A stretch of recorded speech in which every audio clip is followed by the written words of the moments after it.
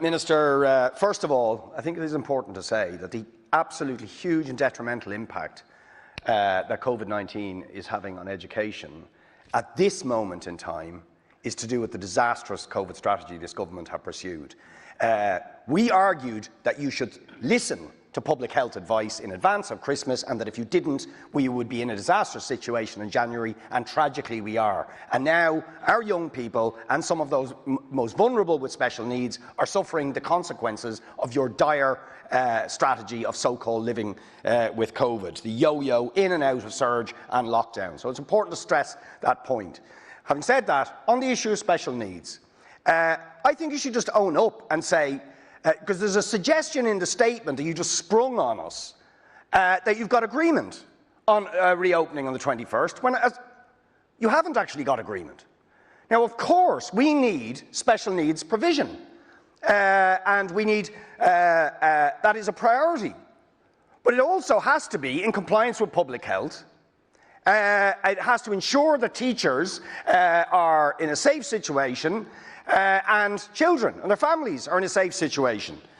So if I were you, this is a suggestion, I would, rather than make big announcements when you haven't got agreement, what I would suggest you do is have a forensic, urgent audit of what parents actually want their children to go into school and what teachers are willing to go in and teach them, and try and match those two things. Just on the Leaving Cert, I want to say this. You see, I am, as I'm sure all of you are, inundated with Leaving Cert students who are stressed to bits about not knowing what's happening.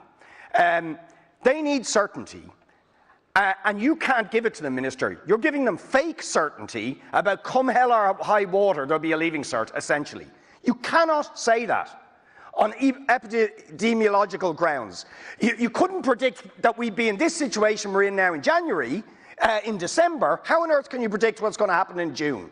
The truth is you can't, and therefore it is absolutely wrong to force students to do a Leaving Cert when you can't provide them with that certainty. You should give them choice, you should give them alternatives, and you should give them the certainty that those choices and alternatives will be available now. Just in the first instance, to make a specific reference to points that have been raised by Deputy Boyd Barrett, I want to assure Deputy Boyd Barrett that, and I've articulated this previously, every measure that we introduce into our schools, every measure that we take in our schools is backed by public health advice, and any measures that they ask us to change or be flexible upon, we react to immediately in terms of public health advice. There be under no illusions in relation to that.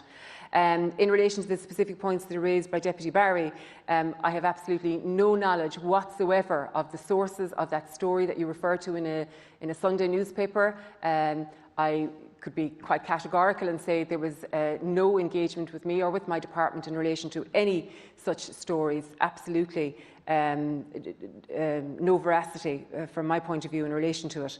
I know the challenges that you speak of facing Leaving Certificate students and the difficulties and the anxiety. I know very, very well. I have spent all of my teaching life teaching students of all different levels and most especially senior cycle. I know that every year the most difficult year for students is Leaving Certificate, and it's intensely so even now in the midst of the pandemic. And we are very much so listening to the student voice and all of the student voices, and they are well represented at all of our stakeholder engagements.